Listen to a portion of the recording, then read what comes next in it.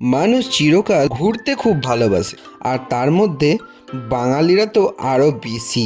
আর শীতকাল মানেই ভ্রমণেরই সময়। তারপরে ডিসেম্বর মাস তো পড়েই গেল, আরও সোনায় সোহাগা। বাঙালিদের ঘুরতে আর আটকায় কি। আর আমিও একজন বাঙালি হয়ে বেরিয়ে পড়লাম ঘুরতে।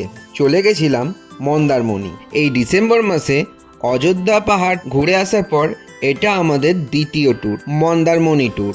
আর এই ট্যুরে আমাদের সঙ্গে সামিল করে নিয়েছিলাম অনেককে। তো চলো ভিডিওটা দেরি না করে শুরু করা যাক। তো হ্যালো বন্ধুরা, তোমরা সবাই কেমন আছো? আমি তো বেশ ভালোই আছি, আশা করছি তোমরাও ভালো আছো। আর এই মন্দারমণি ট্যুর এর ভিডিওতে তোমাদেরকে আজকে দেখাবো এই মন্দারমণি আমরা ঘুরলাম কেমন, আনন্দ করলাম কেমন, সাথে আমরা কোথায় ছিলাম এবং কি খেলাম আর কত টাকা আমাদের খরচ হলো। তো চলো ভিডিওটা দেরি না করে শুরু করা যাক। আর এই ট্যুরে আমাদের সঙ্গে থাকছে দেবাশিস, রিমা, রাজশ্রীদা, শর্মিলাদি, লালটুদা এবং মলি, আর সাথে ছোট্ট গুজু আমাদের। তাহলে বুঝতেই পারছো এটা একটা বড় সড়ো ট্যুর হবে। এবছর 25শে ডিসেম্বরের ছুটিটা সোমবার পড়েছিল বলে আমরা 2 দিন ছুটি পেয়েছিলাম, তাই আমাদের এই ট্যুরটার প্ল্যান করা হয়েছিল। লালটুদা আর মলি আগের দিন চলে এসেছিল আমাদের বাড়ি। পরদিন সকালে সবাই আমরা রেডি হয়ে ভোরবেলায় উঠে বেরিয়ে পড়লাম মন্দারমণির উদ্দেশ্যে। কারণ আমাদের বাসের টিকিট অলরেডি বুক করা ছিল। বাসের টিকিট ছিল 6:15, আর আমরা আরও সকালে বাড়ি থেকে বেরিয়ে পড়লাম, কারণ আমরা বাস ধরবো সিটি সেন্টারে। বাড়িতে সবাইকে টাটা করে আমরা বাস ধরার জন্য এগিয়ে গেলাম।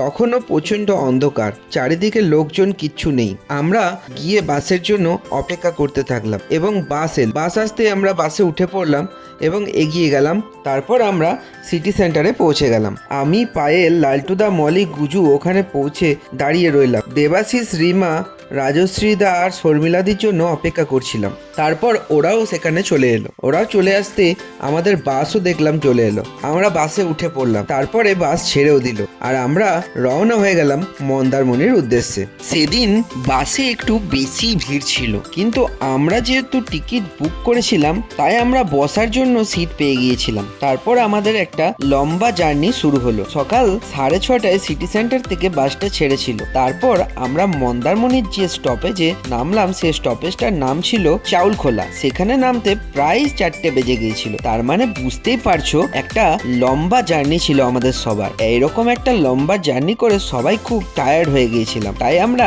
চাউলখোলাতে নেমে অটো বুক করে নিলাম। আমাদের প্রথম দিন রিসর্ট বুক করা ছিল, যেটার নাম ছিল নিরালা রিসর্ট। আর আমরা অটোতে চেপে সেই নিরালা রিসর্টের উদ্দেশ্যে রওনা হলাম। ফাইনালি আমরা নিরালা রিসর্টে পৌঁছে গেলাম। রিসর্টে পৌঁছে আমরা সমস্ত লাগেজ নামিয়ে নিলাম। আর লালটু দ্বারা ওই একই রিসর্টে রুম পায়নি বলে একদম পাশের রিসর্টে রুম পেয়েছিল, তাই ওরা লাগেজ নামিয়ে নিয়ে পাশের রিসর্টে ওরা চলে গেল। তারপরে দেখলাম আমাদের রিসর্টটা একদম সমুদ্রের বিচের ধারেই। খুব সুন্দর একটা নিরিবিলি শান্ত পরিবেশে এই রিসর্টটা। বেশি লোকজন নেই, বিচে বেশি ভিড় নেই। একটা নিরিবিলি পরিবেশে এরকম রিসর্টে যারা থাকতে চাও তারা অবশ্যই এই নিরালা রিসর্টে আসতে পারো। তারপর আমরা সবাই খুব টায়ার্ড ছিলাম বলে সঙ্গে সঙ্গে ফ্রেশ হয়ে নিলাম। সারাদিন সেভাবে কিছু খাওয়া হয়নি, তাই ফ্রেশ হয়ে আমরা ওই রিসর্টের সামনে বিচের ধারে একটা খড়ের চালি করা ছিল, সেই চালিতে গিয়ে বসে পড়লাম আড্ডা দিতে।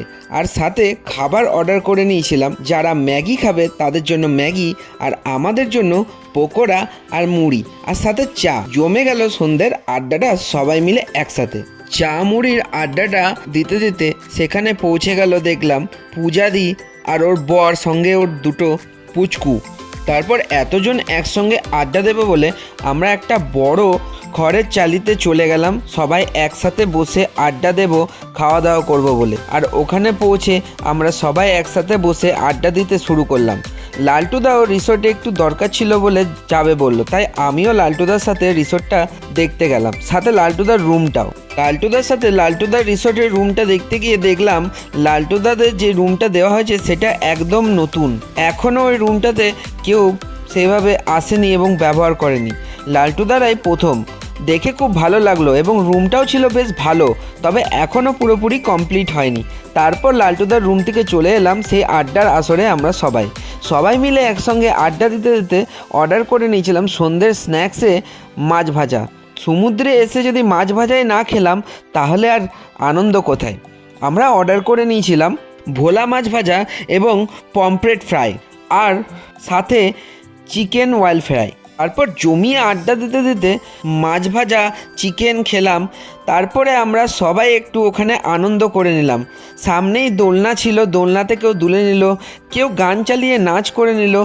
ভাবেই সেই দিনের সন্ধেটা সবাই মিলে আনন্দ করলাম ছোটোখাটোর মধ্যে। তারপর রাতের ডিনার সেরে আমরা যে যার রুমে চলে গেলাম শোয়ার জন্য। আমাদের প্রথম দিনের সন্ধে এবং রাতটা কাটানো হলো খুব আনন্দে, খুব ভালো লাগলো, সবাই মিলে খুব আনন্দ করলাম।